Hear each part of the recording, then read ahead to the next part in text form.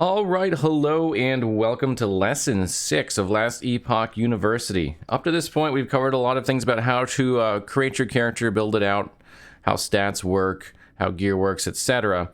But how do you know that everything you're doing is actually working in your favor outside of course, killing enemies and seeing what happens?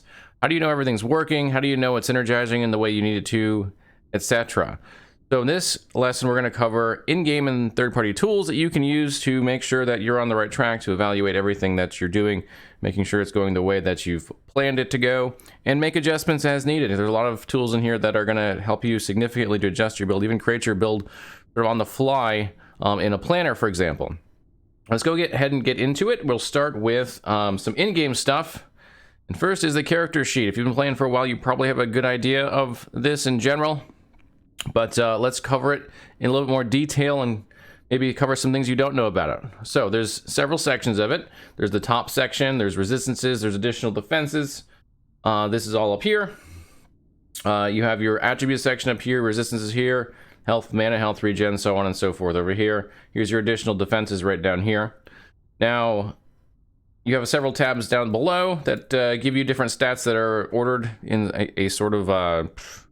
what's the word I want here? It's a thematic. There we go. So we have damage here. We have defense here. We have minion stuff here for those who are playing minion builds.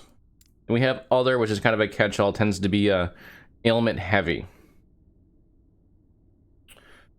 You also have basic. Actually, I think they got rid of this. They used to have basic attack DPS here. I need to take that out of the thing. Don't worry about that. There used to be a basic attack DPS down here, but since we have the DPS built into skills, that has been removed.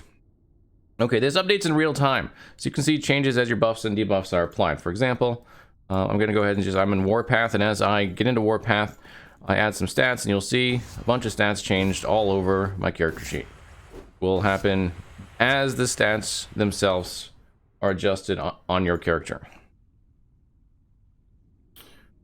There are some limitations, though, to the character sheet. Not everything works as you might hope. For example, many stats are generic.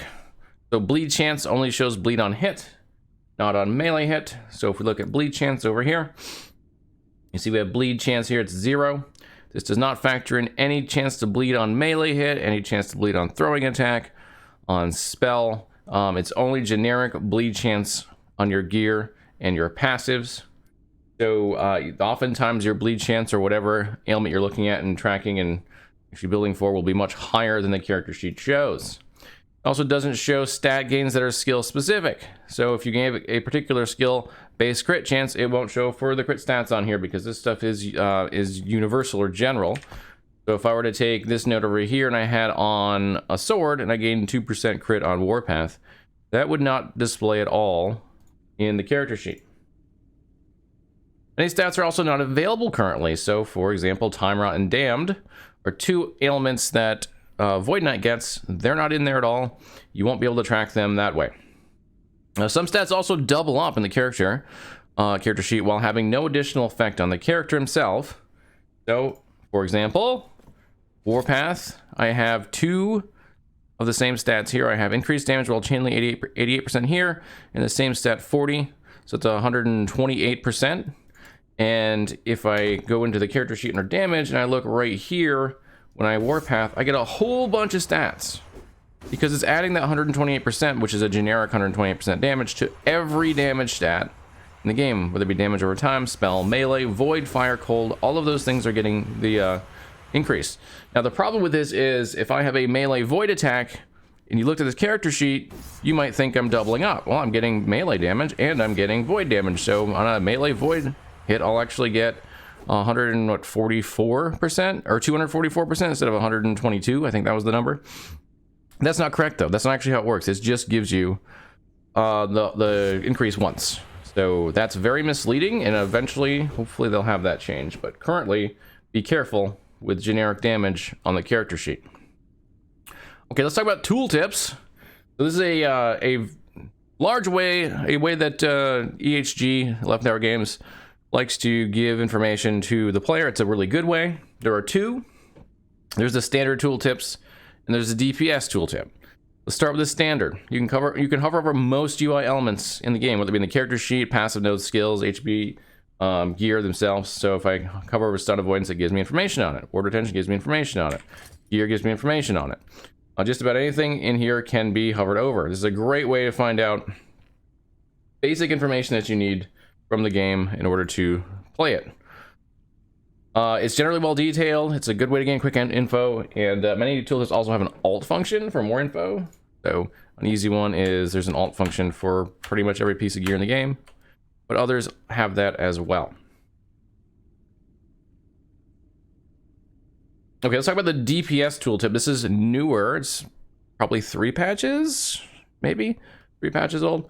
If you hover over a skill in your skill bar or in the skill tree, you will see DPS tooltip. For example, here, Warpath. And if I press Alt, I get more information. Gives me a general idea of what it thinks my damage per second is with Warpath, mana cost, cooldown, the scaling tags, and then a bunch of extra information on Alt. This works for, I believe, now every tooltip in the game.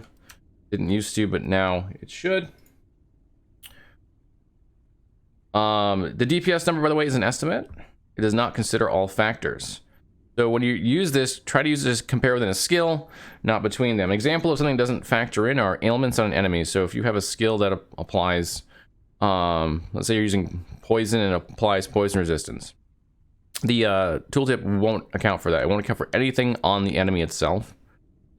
So do bear that in mind when you're using it. There are a lot of things, a lot of ways you can scale your damage up that it just won't account for. So just because it doesn't show a significant increase in damage doesn't mean you won't get one. Okay, player buffs and debuffs bar. So, right over that here and here are your buffs and your debuffs. Left side, buff, debuff, right? Hover over gives info on the buff and debuff. On the buff left side, debuff the right side, right? And it includes numbers of stacks that are on there. So let's look at, this is actually from the very rare Ravenous Void Gloves. I hovered over it on the right side. It shows me that I have 5% reduced damage taken per stack, and it shows me on the buff that I have 5 stacks. If I start attacking something, if I add any buffs from attacking something, there you go, you see I'm adding haste there. It'll show that too. It'll show all of my stats and I can look them all over. Not all buffs are shown, but most of the important ones are. I can't think of any right now that I really want that aren't showing. I think the majority of buffs that matter now, as far as players needing to account for them, are there at this point. Enemy debuffs, this is brand new. Came out this patch. They're shown under the enemy health bar. So if I start hitting this dummy and I also hover over him, you'll see it starts to gain stacks of various things. I can then hover over those and see what they are. Shred armor on that one. Kind of do it quickly because these don't stay on very long. This is time rot. This is frailty. Do note that it's limited to 15 stacks. Any more than that will show a 15 plus on there. This is a technical limitation. It's not a design choice that they would like to make. You can see 15 plus in the armor shred here. It's just what they have to work with right now because there's a performance hit if they go any higher. Hopefully in the future they'll be able to do that. But for now, 15 plus is pretty good. It should be all the possible debuffs. I haven't noticed any that don't show. And as I showed, hovering over a debuff gives the name of the debuff. Okay, I think this is the last part in-game. The game guide is a great place to find information regarding basic gameplay knowledge and under the hood formulas. Like how does crit chance work, for example. So if we press G, here's the game guide. You have all the sections. And you can also just type in what you're looking for. Here's crit. Critical strikes, boom. An example of one of the good formulas. Let's see here. Where are they? Where are they? There should be one in here for damages. There somewhere. Anyway, there's a bunch of formulas in here. You can see a lot of numbers are in here. A lot of concepts are explained in pretty good detail. Here's a formula for dodge. So if you need to know the dodge formula, you don't, by the way. But if you ever were curious, here it is. The game guide is not comprehensive, but it is updated regularly. So every patch they update something in the game guide, usually many things. There's also the training dummy, which we've already used a few times here. It's a good way to get a general sense of your single target damage. So by hitting it, you can just see your numbers, an idea of what's gonna look like. Do bear in mind though, these numbers are always going to be higher than what you're doing in the real world because this thing has no resistances and no damage reduction. Enemies don't have resistances by default, but they do have damage reduction as you get higher in level. So you will always hit the dummy harder than you will hit an enemy. All right, now we're getting into third-party tools. Let's start with Tunklab. Tunklab's been around pretty much, it feels like forever. Just about since I started playing. This is Tunklab. It's a very simple system, but in doing so, it's very effective. It's not hard to find the information you want. And it has a ton of that. It has more advanced topics than other sources. So some examples, we have graphs for armor mitigation, block mitigation, dodge chance, calculators for EHP and ward, quest locations and rewards, arena scaling, echo reward sim. These are just a couple of things. I use this for a lot of theory crafting, especially. Like if I need to know, like, what are the armor breakpoints that I need at level 100 to get the most out of my armor? When's the diminishing returns too high and it's not worth investing in compared to some other option? I can go into armor to do that. I can do the same thing for dodge. Go to dodge here. Get a similar effect. Echo reward sim. This is really good for if you're trying to farm uniques. So you need a particular unique ring. So we run 10,000 of these, and it tells you the drop rates generally. They're gonna look like there's just a bunch of stuff in here. I definitely recommend playing around with this. There's a lot of details also on skills that don't necessarily show up in game. A lot of information. This stuff is data mined, so it should all be accurate, and stuff that doesn't show up in your UI can show up in here because of that. Another really interesting thing to look at currently right now with a new legendary system. This is just a little bit of an aside, but worth it. There's a legendary potential on items, on uniques. So the higher the number, the less likely they are to roll with legendary potential. Do check this out if you're going to farm for a particular unique, because it might be a lot harder to get as a legendary potential than you think, because some of the lower level stuff has a pretty high legendary potential, which is bad for you. Mike has confirmed there will be more information on this in the game eventually, but right now you would be going in blind if you didn't have something like this. Okay, enough of that aside. I think that's everything we need on there. Yeah, that's pretty much it for Tunklab. Again, play around with Tunklab. There's a lot you can do in there, a lot more than what I've shown here, but this is the general idea. It's a great place just to get information on stats and on skills and on some of the stuff that's a little bit more hidden in the game that is still valuable information for players. Okay, last Epoch tools, which is probably at this point the primary tool for most players. So this is now 3 components. I think there's one component or 2 components I don't worry too much about. They don't really apply as much. Let's go into last Epoch tools here specifically. So let's see, go back to the beginning. Last Epoch tools.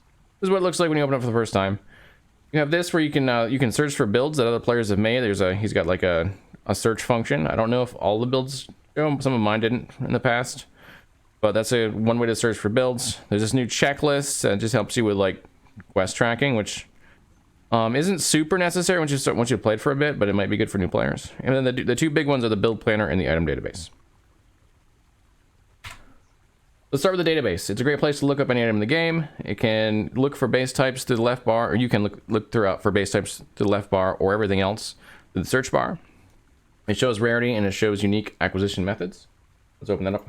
Take a quick look. So the build planner, the item database.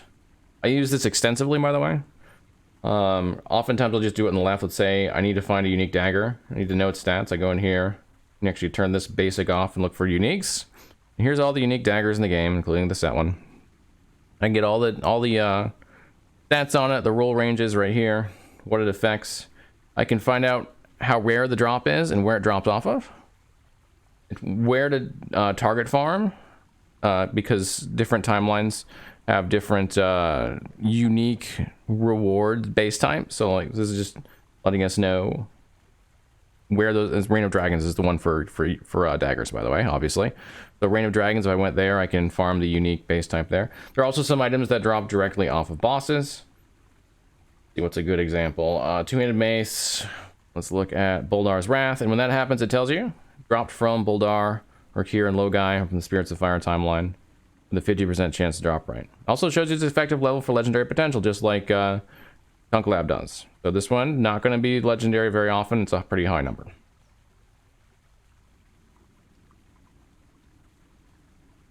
Okay, the planner, which is only, what, 9 months old, a year old? It's probably about a year old at this point. It's actually been around for a bit. It's currently the only functional planner for last epoch. It's also a good one, so that's fortunate. It's relatively easy to use. Let's go into it and give you a really quick rundown of how to use planner. Oops. So here's a planner already up for us. To get there, you just go here, click on build planner. It brings this up. From here, you can choose the class you want. Let's go Void Knight.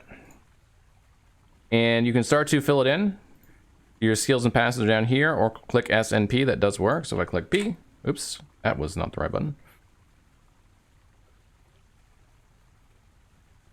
If I click P, there we go. I think it actually removed. Yeah, it did. It removed just being on Void Knight. Back to Void Knight, P. Never had that happen before. Now you can start filling in your points. It will give you as many points as you have level selected on the screen. I recommend always having 100. There's no reason not to. You can start filling these in. These also unlock skills so that you can put them into your skill bar. There we go. We got a bunch. And then from here, I can go to my skills and I can add them, or I can just look at them through here. Like I can open these up at any time, even the ones I don't have actually available to me. I can look at all the skill trees. We go in here, we can actually put like Warpath in here and start to fill this in. And this will update if necessary. It'll update and on the actual planner. The passives are more applicable to update here, but you can see all these stats update as you add gear, as you add passives, as you add blessings. We add blessing over here.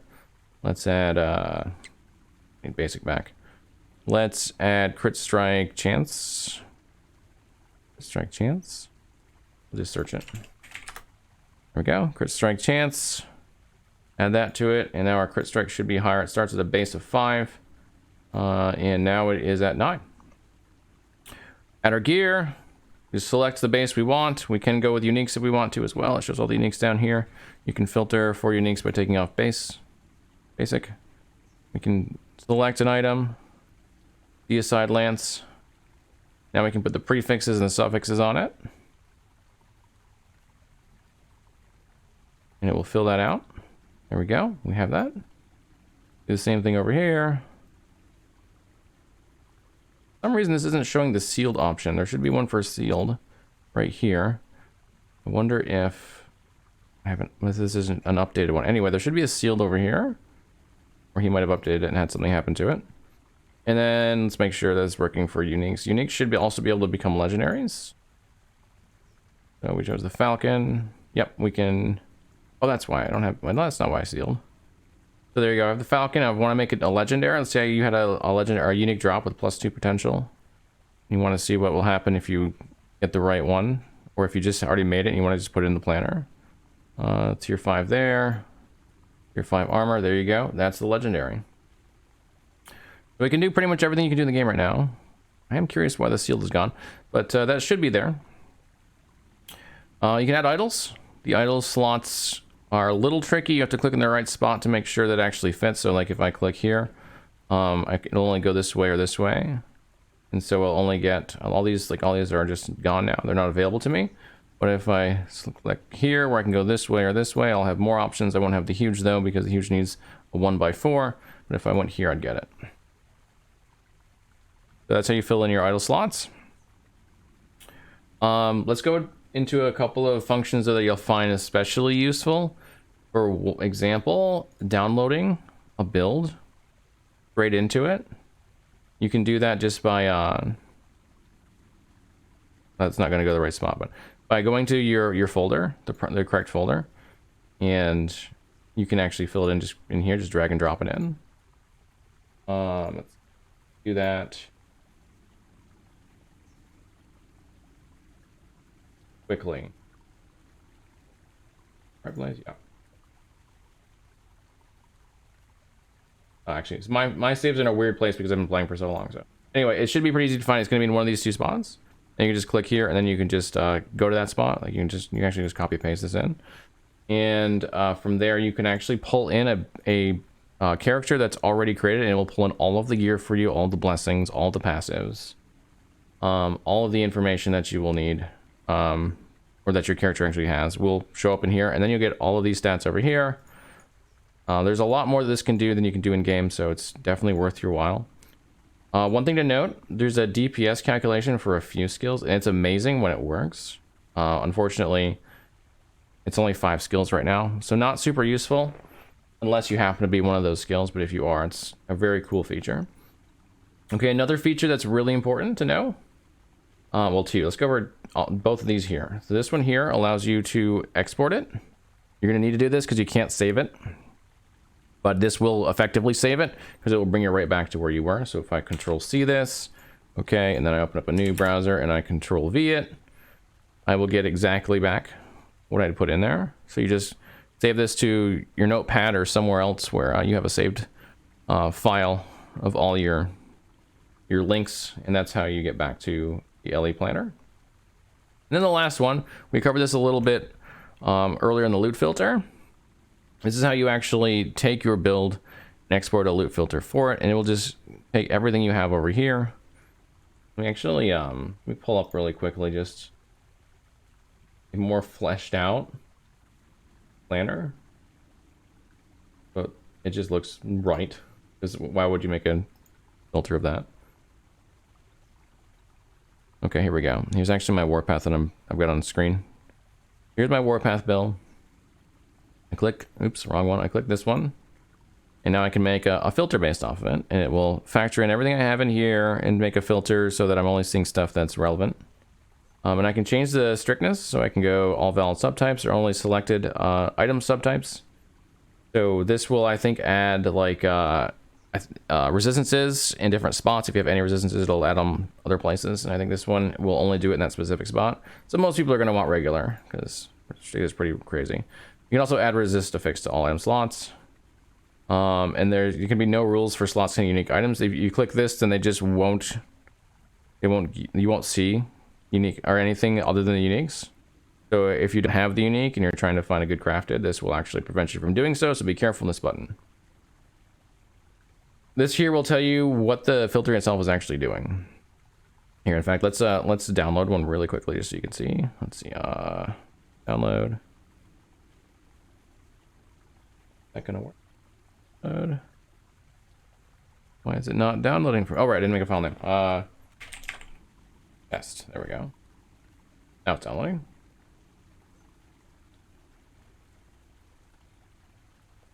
All right, and we'll go into our filter here. Just open the location. Location. I'm going to drag and drop in test. Go. Find test. Test. This is what it looks like. And so it's color coded. You've got red, you got orange, yellow, green, blue. And the filter itself will tell you what that means. Red is your late end game part of it. At least 3 affixes with 12 plus total tiers. Actually, this should be orange. At least 3 affixes with 8 plus total tiers. Yellow, at least 1 affix of tier 5 plus. What you can do with this, which is really nice, is as you're continuing to level up, and some of this stuff becomes less relevant because you've got better gear than what could possibly drop for that tier, you can just turn off that tier. So after like level 10 or so, you can turn this off, click it off. After whatever for blues, you can start turning these off. So it gives you a lot of customizability without much work. Just turn off the tiers you don't need anymore. Make the loot filter stricter and stricter as you go.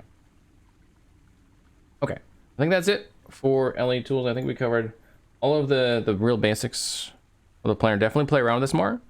And if you have any further questions about it, because this is a relatively complex thing, feel free to ask in the comments or ask in my Discord or ask while I'm streaming. I'm happy to answer the questions. Okay. We just covered all this stuff. Look at that. Very nice. Yep, everything on here was covered. Okay. Last section is the wiki. You may have noticed that there is a last Epoch wiki. Looks like this. And you may be tempted to use it. And I understand why, because wikis are usually really good ways of finding basic information quickly. I'm going to tell you not to do it. And here's why. Because it hasn't been updated in a long time. So most of the info, if not most of the info will be incorrect. So you're going to get info and think something's a certain way. It's just not. The game has changed so much since it's been updated. It's been like a year and a half since this has been regularly updated, if not more. A lot of patches have happened during that period of time. So unfortunately, don't use the wiki. Use last epoch tools and use Tunklab instead, and you'll have much more accurate info. All right. That'll do it for this lesson of Last Epoch University. Thank you so much for watching. I hope you have a great time in Last Epoch. If you'd like to join us while we play the game on Twitch, I do it 6 days a week or so, approximately. We also have a Discord where we're happy to answer questions, just talk about Last Epoch. Thanks again for watching, and I will see you all again real soon.